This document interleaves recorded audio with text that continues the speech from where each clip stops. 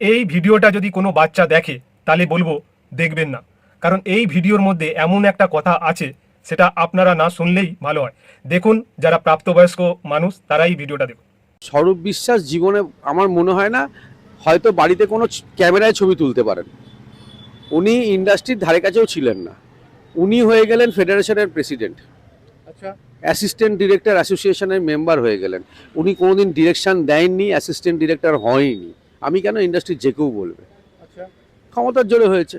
Just ফেডারেশনের president হবে। কেন হয়েছে? কিছু পাবে বলেই তো হয়েছে।